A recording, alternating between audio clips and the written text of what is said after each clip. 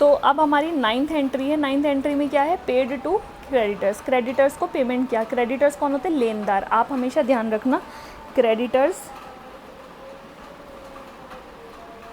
कौन होते हैं, लेनदार। और डेटर्स कौन होते हैं, देनदार। लेनदार जो होता है वो कब आता है हमारे पास, हम कौन है, ओनर हैं। आप अपने आप को ओनर समझ के अकाउंट्स बनवा रहे हो अपने अकाउंटेंट से, ठीक है। तो लेनदार कौन होते हैं, जब हम माल खरीदते हैं, परचेज़ करते हैं, तब कौन लिखे जाते हैं अकाउंट्स में, लेनदार लिखे जाते हैं। जब हम माल सेल करते हैं तो सेल के केस में कौन लिखा जाता है, देनदार। भाई माल बेचेंगे तभी तो पैसा आएगा, ठीक है। और परचेज़ के केस में कौन आएगा, लेने वाला। लेने वाला, तो लेने वाला कौन होता है, क्रेडिटर्स। और सेल के केस में पैसा आएगा, किससे आएगा, देने वालों से, डेटर्स से, ठीक है। पैसा आएगा किससे, देने वाला जो होगा, देने वाले से। देने वाला जो है वो पैसा देगा हमें, ठीक है। तो सेल के केस में पैसा आता है और परचेज़ के केस में पैसा जाता है। तो पैसा लेने कौन आता है, लेनदार, और पैसा देने कौन आता है, देनदार।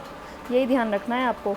तो यहाँ पर क्या हुआ, पेमेंट करी हमने 15,000 रुपये की। तो हमने पेमेंट इसलिए करी क्योंकि हमने कुछ ख़रीदा होगा, तो हमने माल ख़रीदा था, तो वो 15,000 रुपये हमारे कैश में से कम कर दिए हमने। ऊपर से ये चली आ रही है ट्रांजेक्शन, कैश में से 15,000 कम कर दिए, और इधर से हमारे क्रेडिटर जो 20,000 के चले आते ये माइनस के 15,000 कर दिए। तो 20 में से 15 गया, या माइनस के यहाँ 5,000 आ गए। ऊपर से कैपिटल हमारी ये 85,500 की चली आ रही है। इधर से हमारी 41,500 में से 15,000 रुपये का कैश कम हुआ, तो 26,500। 18,000 ऊपर से ऐसे आ गया, 6,000 ऊपर से ऐसे आ गया, 40,000 ऊपर। हर ट्रांजेक्शन में बाकियों पे कोई फ़र्क नहीं पड़ रहा तो वहाँ ज़ीरो लगाएंगे, और जिन पे फ़र्क पड़ रहा है वहाँ प्लस माइनस करेंगे, और फिर टोटल लगा देंगे। हर बार न्यू इक्वेशन आ जाएगी। तो ये हमारी इक्वेशन आ गई, न्यू इक्वेशन, ठीक है। अकाउंटिंग इक्वेशन क्या होती है, assets is equal to liabilities plus capital, ठीक है। और एसेट्स कौन सी होती हैं, संपत्ति, बिज़नेस की संपत्ति। बिज़नेस किस चीज़ से शुरू किया जा रहा है, बिज़नेस के पास क्या क्या है।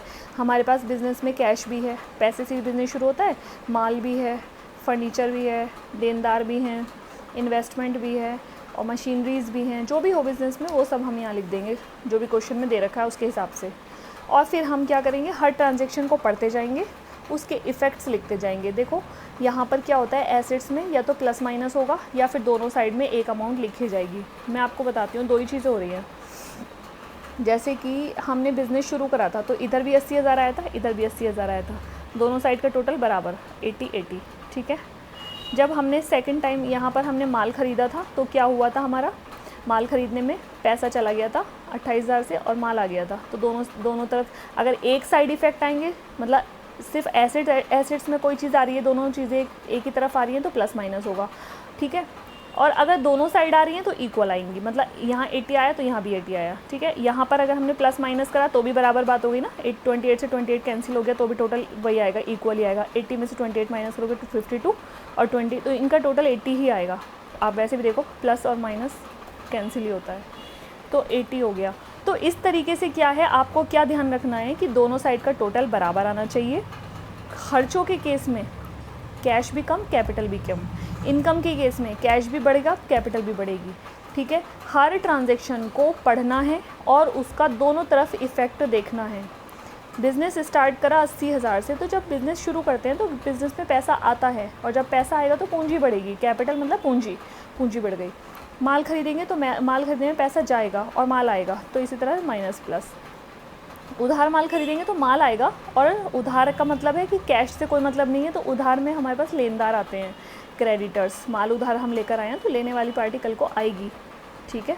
इस तरीके से आपको ध्यान रखना है। और भी क्वेश्चन करा दूंगी मैं आपको। आज ये वाला एक क्वेश्चन आ गया होगा समझ में आपको, बार बार देख लेना इसको, रिपीट करके। कुछ नहीं समझ में आएगा तो मैं दोबारा से बता दूंगी, और भी क्वेश्चंस करा दूंगी। ये अपलोड होने में बहुत टाइम लगता है, इसी वजह से कल से अपलोड नहीं हो पा रही थी, तो अब दोबारा से मैंने इसको पार्ट्स में करके कराए।